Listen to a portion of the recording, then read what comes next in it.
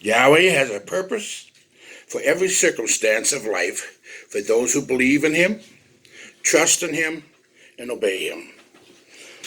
Esther chapter 4, starting in verse 1. When Mordecai perceived all that was done, Mordecai rent his clothes and put on sackcloth with ashes, and went out into the midst of the city and cried with a loud voice, loud and bitter cry, and came even before the king's gate. For none might enter into the king's gate clothed with sackcloth. And in every province, whatsoever the king's commandment and his decree came, there was great mourning among the Jews, and fasting, and weeping, and wailing, and many lay in sackcloth and ashes. So Esther's maid and her chamberlains came and told it her. Then was the queen exceedingly grieved, and she sent raiment to clothe Mordecai, and to take away his sackcloth from him, but he received it not. Then called Esther for Hathach, one of the king's chamberlains, whom he had appointed to attend upon her, and gave him a commandment to Mordecai to know what it was and why it was.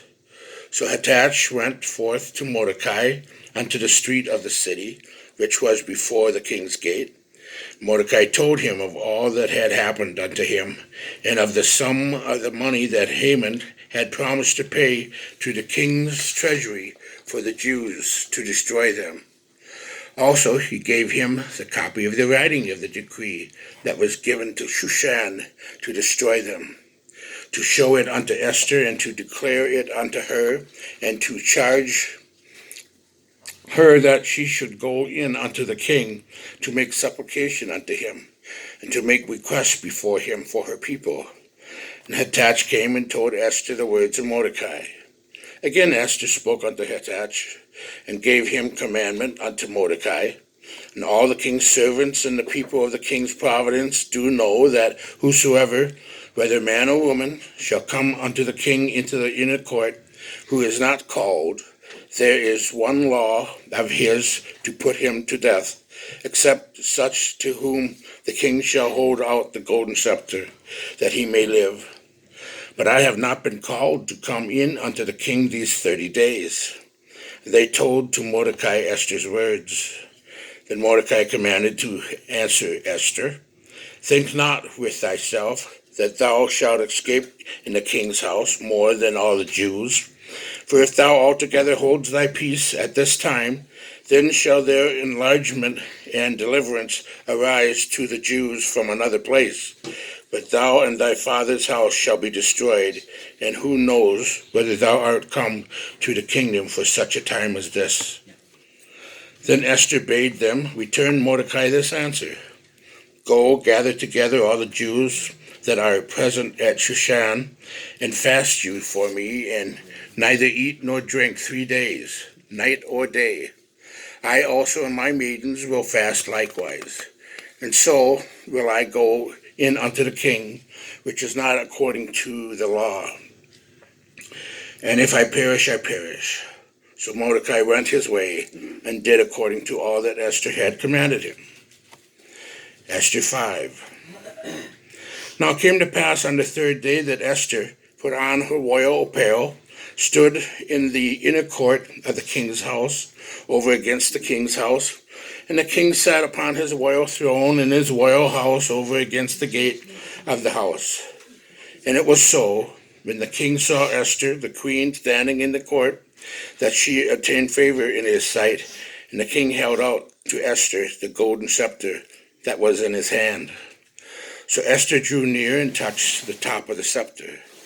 Then said the king unto her, What wilt thou, Queen Esther? And what is thy request? It shall be even given thee to the half of the kingdom. Hallelujah. And Esther answered, If it seems good unto the king, let the king and Haman come this day unto the banquet that I have prepared for him. Then the king said, Cause Haman to make haste, that he may do as Esther has said. So the king and Haman came to the banquet that Esther had prepared, and the king said unto Esther at the banquet of wine, What is thy petition? And it shall be granted thee. what is thy request? Even to the half of the kingdom, it shall be performed. Then answered Esther and said, my petition and my request is, if I have found favor in the sight of the king, and if it pleases the king to grant my petition and to perform my request, let the king and Haman come to the banquet that I shall prepare for them, and I will do it tomorrow, as the king has said. Then went Haman forth that day joyful and with a glad heart. But when Haman saw Mordecai in the king's gate, that he stood not up, nor moved for him, he was full of indignation against Mordecai. Nevertheless, Haman refrained himself, and when he came home, he sent and called for his friends and Zeresh his wife. And Haman told them of the glory of his riches, and the multitude of his children, and all the things wherein the king had promoted him, and how he had advanced him above the princes of the servants of the king. Haman said, moreover, yea, Esther the queen did let no man come in with the king unto the banquet that she had prepared but myself. And tomorrow am I invited unto her also with the king. Yet all this avails me nothing, so long as I see Mordecai the Jew sitting at the king's gate. Then said Zeresh his wife and all his friends unto him, let a gallows be made 50 cubits high, and tomorrow speak thou unto the king that Mordecai may be hanged thereon. Then go thou in merrily with the king unto the banquet. And the thing pleased Haman, and he caused the gallows to be made.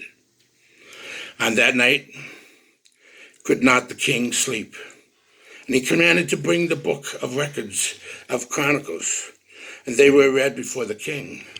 And it was found written that Mordecai had told of Bigthana and Teresh, two of the king's chamberlains, the keepers of the door, who sought to lay hand on the king Ahasuerus. And the king said, what honor and dignity has been done to Mordecai for this? Then said the king's servants that ministered unto him, there is nothing done for him. And the king said, who is in the court? Now Haman was come into the outward court of the king's house to speak unto the king to hang Mordecai on the gallows that he had prepared for him. And the king's servant said unto him, behold, Haman stands in the court. And the king said, let him come in.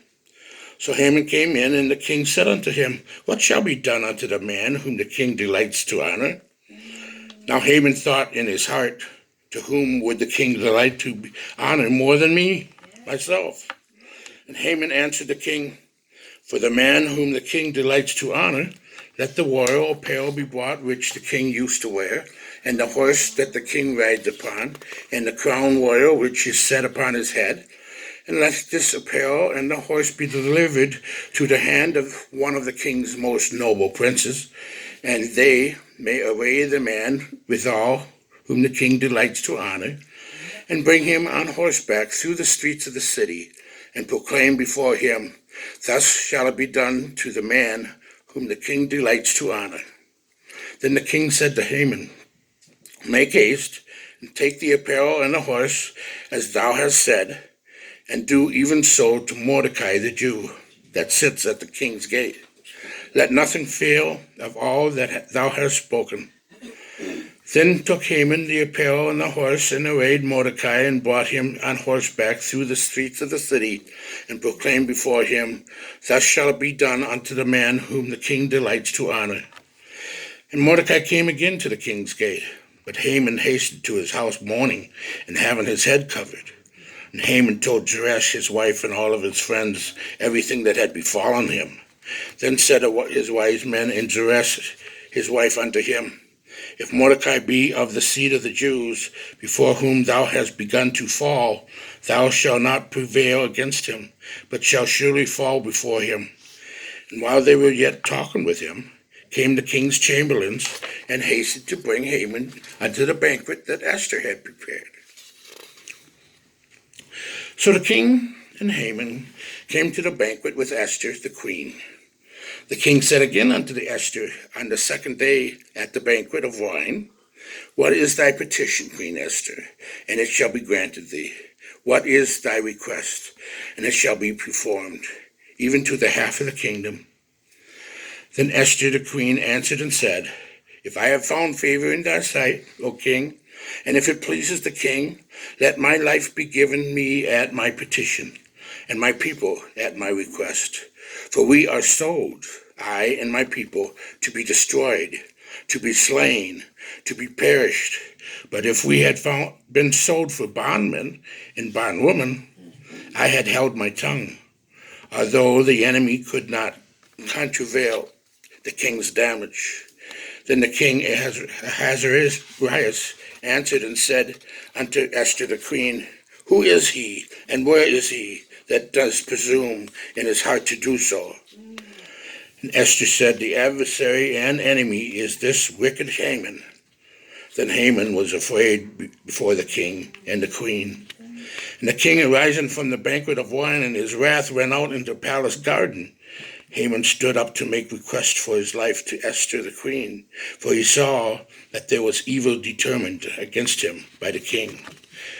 Then the king returned out of the palace garden into the palace at the banquet of wine, and Haman had fallen upon the bed whereon Esther was.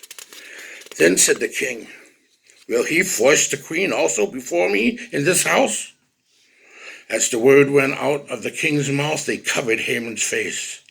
And Harbona, one of the chamberlains, said before the king, Behold also the gallows 50 cubits high, which Haman had made for Mordecai, who had spoken good of the king, stands in the house of Haman. Then the king said, Hang him thereon. So they hanged Haman on the gallows that he had prepared for Mordecai. Then was the king's wrath pacified. On the day did the king Ahasuerus give the house of Haman, the Jews' enemy, unto Esther the queen. Mordecai came before the king, for Esther had told what he was unto her. And the king took off his ring, which he had taken from Haman, and gave it unto Mordecai. Esther set Mordecai over the house of Haman. Esther spoke yet again before the king, and fell down at his feet, besought him with tears to put away the mischief of Haman the Agagite, and his device that he had devised against the Jews. Then the king held out the golden scepter towards Esther. So Esther arose and stood before the king, and said, If it pleases the king, and if I have found favor in his sight, and the thing seems right before the king, and I be pleased in his eyes, let it be written to reverse the letters devised by Haman the son of Hammedatha the Agagite, which he wrote to destroy the Jews, which are in all the king's provinces. For how can I endure to see the evil that shall come upon my people? How can I endure to see the destruction of my kindred? Then the king Ahasuerus said unto Esther the queen, and to Mordecai the Jew, Behold, I have given Esther the house of Haman, and him they have hanged upon the gallows, because he laid his hand upon the Jews. Write you also for the Jews, as it likes you, in the king's name, and seal it with the king's ring. For the writing which is written in the king's name, and sealed with the king's ring, may no man reverse. Then were the king's scribes called at that time in the 3rd month, that is, the month of Sivan, on the 23rd day thereof. And it was written according to all that Mordecai commanded unto the Jews, and to the lieutenants, and to the deputies and rulers of the provinces which are from India to Ethiopia, 127 provinces. Unto every province according to the writing thereof, and unto every people after their language, and to the Jews according to their writing, and according to their language. And he wrote in the king Ahasuerus' name, and sealed it with the ring, the king's ring, and sent letters by post on horseback, and riders on mules and camels, and young dromedaries, wherein the king granted the Jews which were in every city to gather themselves together, and to stand for their life, to destroy, to slay, and to cause to perish all the power of the people and province that would assault them, both little ones and women, and to take the spoil of them for a prey. Upon one day in all the provinces of King Ahasuerus, namely upon the 13th day of the 12th month, which is the month Adar, the copy of the writing for the commandment to be given in every province was published unto all people, and that the Jews should be ready against that day to avenge themselves of their enemies. So the posts that rode upon mules and camels went out, being hastened and pressed on by the king's commandment. And the decree was given at Shushan, the palace. Mordecai went out from the presence of the king in royal apparel of blue and white, and with a great crown of gold, and with a garment of fine linen and purple. And the city of Shushan rejoiced and was glad. The Jews had light and gladness and joy and honor. And in every province and in every city, whatsoever the king's commandment and his decree came, the Jews had joy and gladness, a feast and a good day. And many of the people of the land became Jews, for fear of the Jews fell upon them. We cannot always see the hand of Yahweh in the midst of our situations, but we must learn to trust him and allow him to have his will performed through us, so that we will not miss accomplishing the work that he has called us to do in his kingdom. The story of Esther is one of the most well-known stories of the entire Bible. It's a short book, only 10 chapters, but it records for all posterity the faithfulness of a young Jewish girl who was born into slavery. She was a slave to King Ahasuerus. We know him as Xerxes I, the son of King Darius. Now Darius was the king who had Daniel thrown into the lion's den. King Xerxes, troubled with distrust of his wife Queen Vashti, had banished Vashti from Persia and then sought a new queen among the young women of his kingdom. This is when Esther was forced to become the queen of Medo-Persia and wife of King Xerxes I. Esther was quite comfortable with her ordinary life and did not like the idea of being cast into the light of public life as a queen. She would rather have stayed at home and been an ordinary girl, but Yahweh had a plan for her life, and she was only beginning to follow. Does this sound familiar to you? Do you feel that you are being pushed, dragged, or convinced to move on into unfamiliar territory? Is there a tug at your heart to do something different? Is there a stirring in your heart that says something has to change? The believer's walk is a faith walk. Yahweh doesn't always reveal his perfect will and allows us to see the destiny that he has set in place for our lives. He asks us to trust him and to take a leap of faith, allowing him to guide our every step until we come to the end. Often it is not until we have reached the millstone or accomplished a major goal that we can look back and see that Yahweh was directing me all this while. I've often just could not understand why Yahweh has placed me in the position where I am right now. Perhaps Yahweh has placed us in a job environment, or a school environment, or a family situation where we are overwhelmed by the powers of darkness all around us. Perhaps you are questioning Yahweh. Why am I here? Can't I accomplish great things for your kingdom at some other place? Isn't there an easier, more productive field where I can work and bring an increase of the harvest of souls into the kingdom of Yahweh? Esther felt that same pain in her life too. She could not understand why Yahweh would allow her to be forced to marry a pagan king and be taken from her family to live in a palace where she felt more like a prisoner than a queen.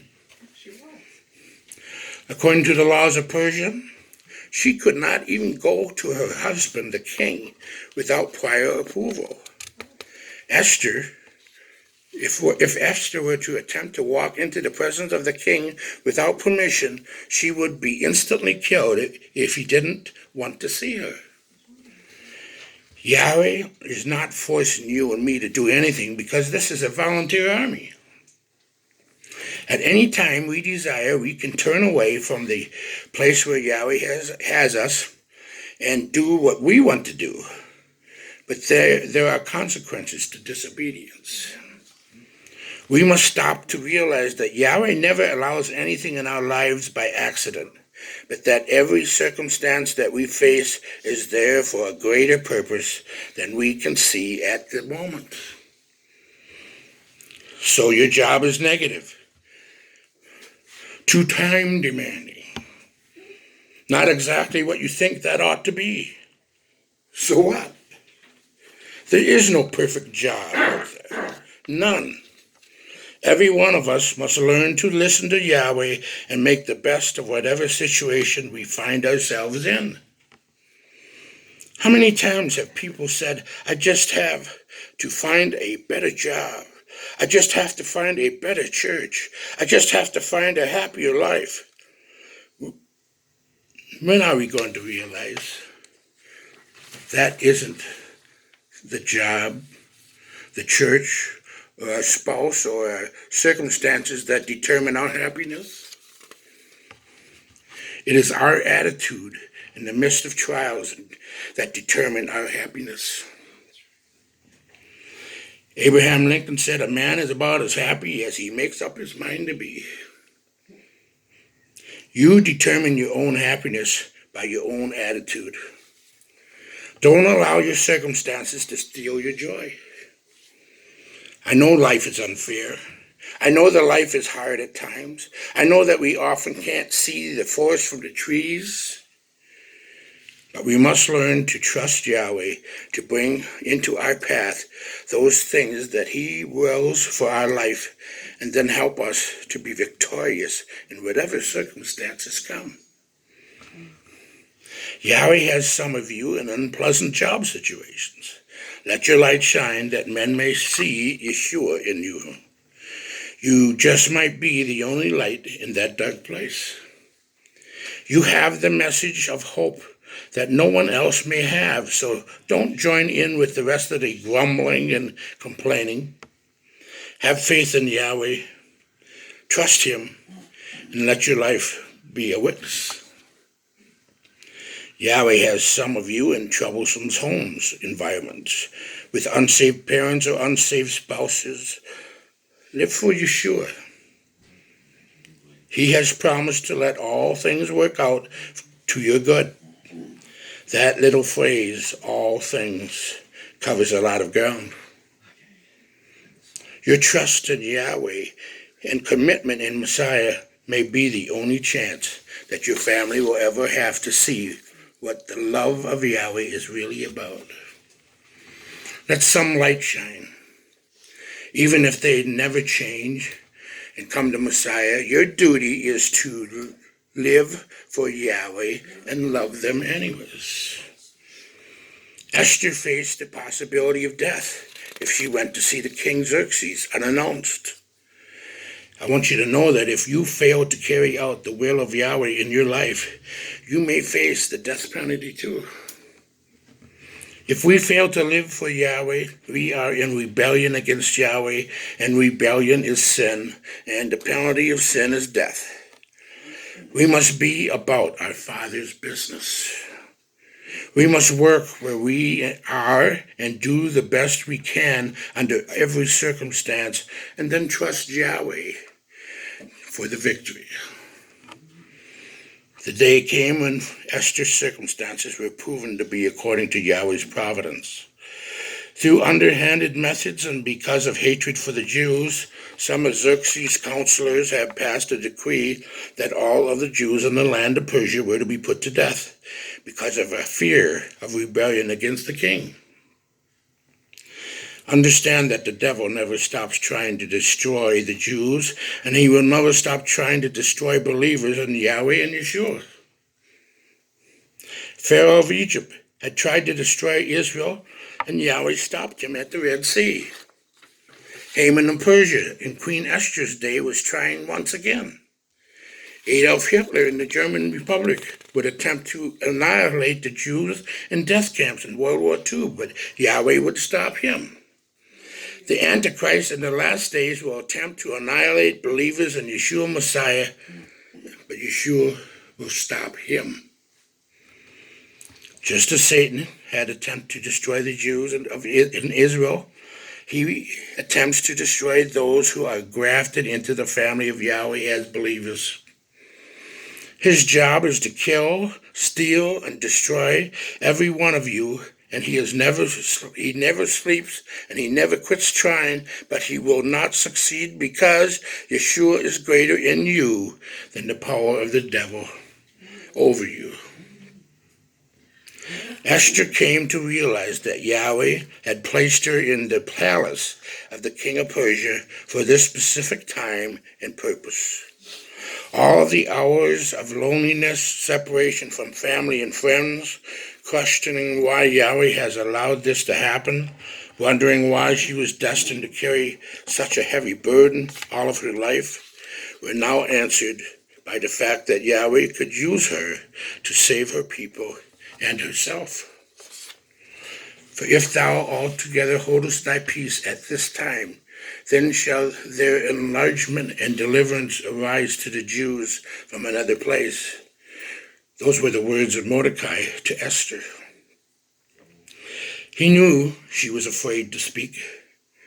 Who would not be under the penalty of death? Mordecai also knew that if Esther did not do her duty, that Yahweh would still deliver the Jews, but Esther would suffer for being disobedient. Yahweh isn't limited by whether we obey him or not. To obey him, step up and be encouraged in face of the devil's onslaught and live for Yahweh in every circumstance is not easy. But to fail in doing so means rebellion and defeat. Yahweh's work will still be accomplished, but we will suffer great loss. Have we missed Yahweh because we couldn't trust him in our job and walked away only to face financial disaster? Have we left our church for greener pastures only to find that the pastures weren't any greener where we went?